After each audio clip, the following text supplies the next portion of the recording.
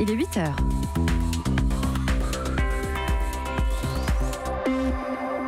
Votre matinale info, c'est jusqu'à 9h avec Nikos Aliagas. Le journal avec David Doucan. Bonjour David. Bonjour Nikos, bonjour à tous. 3 titres à la une, David. C'est sans doute le discours le plus attendu de cette rentrée. Emmanuel Macron dévoile son plan pauvreté. 8 milliards d'euros sur 4 ans sont débloqués. Dans cette édition, un document européen. Le major de gendarmerie qui dirigeait les opérations à Trèbes lorsque le colonel Beltrame a été assassiné. Témoignage pour la première fois, vous l'entendrez. Bientôt des trains sans pilote à la SNCF et c'est pour presque demain un premier convoi avec voyageurs mais sans conducteur dès 2023. Europe 1. De quoi parle-t-on exactement ? La pauvreté en France, c'est un enfant sur 5, en tout près de 9 millions de personnes qui vivent ou survivent avec moins de 1026 euros par mois. Emmanuel Macron dévoile ce matin son plan pour endiguer cette spirale. Parmi les idées les plus concrètes, offrir un petit déjeuner aux enfants dans les écoles des réseaux d'éducation prioritaire. Trop d'élèves arrivent en classe le ventre vide. Le petit déjeuner, certaines écoles l'ont mis en place à titre expérimental, par exemple dans la commune de Pont-Sainte-Maxence dans l'Oise. Écoutez ce reportage de Virginie Salmen. Au départ, c'est une décision du maire, Arnaud Dumontier, qui écoutait effaré ce que lui racontaient les instits des écoles de la ville. Les enfants arrivaient à l'école, soit le ventre vide, soit en ayant déjeuné un paquet de chips et un Red Bull. Donc il y avait pour nous urgence à agir. Et effectivement, dans la cour, Renédi, élève de CE2, n'a rien avalé ce matin. Des fois, je mange des kelops, mais pas tout le temps, comme aujourd'hui. J'ai pas mangé. Et pourquoi des fois tu manges pas ? Faut que mes parents achètent du lait car il n'y en a pas assez à la maison. Même chose pour sa copine Guylaine, 8 ans aussi. Moi, je mange pas tous les jours.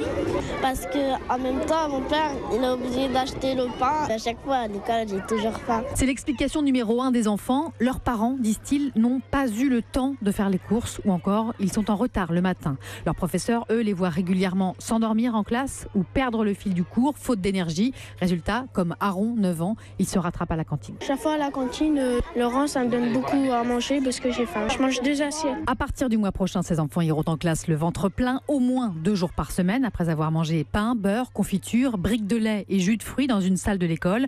L'objectif, c'est d'enclencher le réflexe du petit déjeuner dans la mesure du possible. Beaucoup de dignité dans le témoignage de cet enfant qui n'ose pas dire que c'est par manque d'argent que leurs parents ne préparent pas le petit déjeuner. Europe 1, il est 8h03. Les députés européens ont décidé de sanctionner Viktor Orban. La pratique du pouvoir du leader autoritaire hongrois n'est pas conforme aux valeurs de l'Union européenne. Le vote d'hier ouvre la voie à des sanctions. C'est une procédure extrêmement rare. Théo Manval, bonjour. Vous êtes notre envoyé spécial à Budapest. Comment ce vote a-t-il été accueilli ?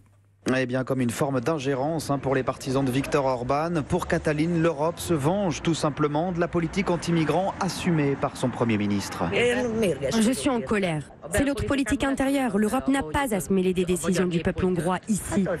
Je suis contre l'arrivée de migrants en masse. J'ai des parents qui vivent en Allemagne et ils m'ont raconté ce qui se passe là-bas. Nous, on veut que nos enfants soient en sécurité. Les députés européens, eux, ont préféré retenir les coups portés à l'état de droit depuis 8 ans ici. La Cour constitutionnelle a perdu la plupart de ses pouvoirs. Les juges les plus gênants ont été mis à la retraite. Les ONG taxées à hauteur d'1/4 de leur chiffre d'affaires. La presse est aussi mise à l'épreuve. Comme plusieurs autres, le plus grand journal d'opposition a fermé ses portes brutalement il y a 2 ans. Miklos Argita y travaillait. Aujourd'hui, presque tous les journaux régionaux sont sous le contrôle du gouvernement ou d'hommes d'affaires proches du pouvoir. Les médias dont ils ont besoin, ils les rachètent et les autres, ils les font fermer. C'est ce qui s'est passé pour nous. Et si ça continue, d'ici 4 ans, vous ne trouverez plus aucun journaliste indépendant en Hongrie. Et il ne se fait pas d'illusions. D'éventuelles sanctions européennes, dit-il, n'y changeront rien. Budapest, Théo Manval, Europe 1. Et je vous rappelle donc que Vincent Hervouet reviendra sur ce vote sanction contre le Premier ministre hongrois Viktor Orban juste après ce journal. Cette information de dernière minute qui nous vient du site d'investigation Mediacité. La nouvelle ministre des Sports, Roxana Maracineanu, occupe, selon ce site Mediacité, un logement social à Clamart depuis avril 2012. La ministre a déjà réagi et a affirmé qu'elle allait déménager. C'est reparti.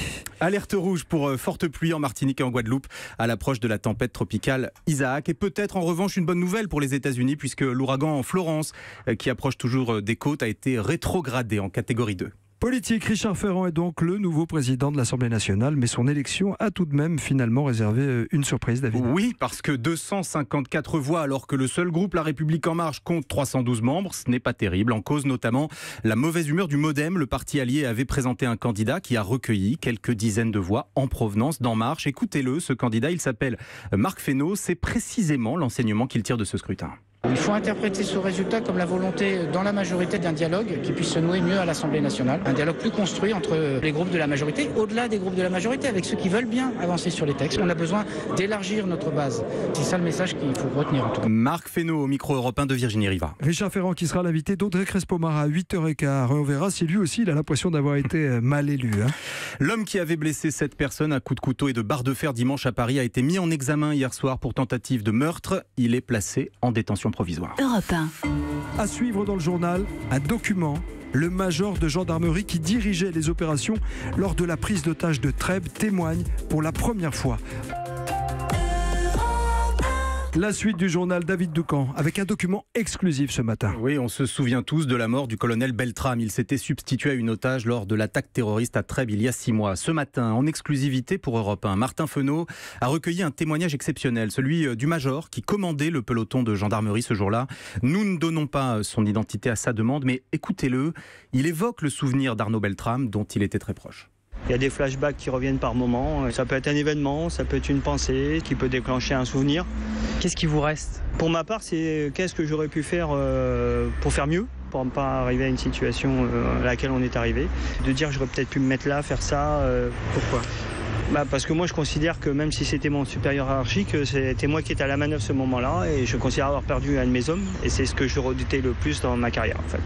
À partir du moment où je dirige une manœuvre, j'en suis le responsable, que ce soit l'un ou l'autre, de ramener tout le monde à la maison. C'était quelqu'un que je côtoyais beaucoup, qui me manque on va dire. On doit vous le dire autour de vous que vous n'êtes pas responsable de ça. Oui bien sûr, mais bon. C'est dur à gérer des fois. Dans la vie de tous les jours, c'est une chose qu'on doit accepter, forcément. On ne peut pas oublier, mais il faut l'accepter, avancer. Mes enfants, ma famille, ils auraient très bien pu être dans le magasin ce jour-là. Quand on fait des choses ensemble, c'est des moments que j'apprécie avant, bien sûr, mais j'apprécie encore plus. Témoignage recueilli pour Europe 1 par Martin Fesneau. Cette dernière nouvelle qui nous vient de Corse, un drame s'est produit cette nuit. 2 enfants de 3 et 7 ans ont été retrouvés morts. Leur mère de 39 ans grièvement blessée. Le père a donné l'alerte et s'est lui-même accusé des faits. Bientôt des trains sans conducteur. Oui, pour la SNCF, ce sera une première. La compagnie ferroviaire entend mettre en place ses premiers convois autonomes dès 2023. Les détails, Aurélien Fleureau. Les premiers trains sans conducteur apparaîtront sur le prolongement de la ligne E du RER. 700 000 voyageurs monteront chaque jour dans ces rames autonomes qui vont adapter elles-mêmes leur vitesse et permettront à la SNCF de gagner en régularité. Pour Guillaume Pépi, l'objectif est également d'offrir plus de trains aux voyageurs. On peut mettre plus de trains sur la même voie sans construire une nouvelle ligne. Ça fait des économies incroyables. Par exemple, entre Paris et Lyon, on va pouvoir passer de 13 trains chaque heure à 16 trains chaque heure. Les niveaux d'autonomie iront de 1 à 4. Le niveau 4 sans conducteur se généralisera dès 2025, principalement sur les RER et les Transiliens. Pour les autres trains de voyageurs, en revanche, ce ne sera pas systématique, explique Luc Laroche, directeur du projet Train autonome à la SNCF. On peut avoir un train de voyageurs pour lequel on choisit l'automatisme complet entre le dépôt et la gare de départ, et puis on charge les voyageurs, et puis il y a un conducteur qui monte, et pour le parcours principal, on choisit un autre niveau d'automatisme, le niveau 2 ou le niveau 3. Moins de conducteurs, mais pas de perte d'emploi, assure la SNCF, qui parle plutôt de nouveaux métiers comme la téléconduite qui se fera à distance. Aurélien Fleureau du service économie d'Europe 1. Et vous allez, Nikos, pouvoir juger des talents d'actrice de la Première Dame. Le Parisien révèle ce matin que Brigitte Macron va interpréter son propre rôle dans la série Vestiaire de France 2. Vous connaissez ce programme court qui traite de la question du handicap, un thème cher à la Première Dame. Un extrait de cette performance d'actrice sera diffusé en fin de matinée par France 2. L'épisode en intégralité, c'est samedi à 20h45. C'est la Michelle Obama Touch. Merci. Exactement. David Doucan.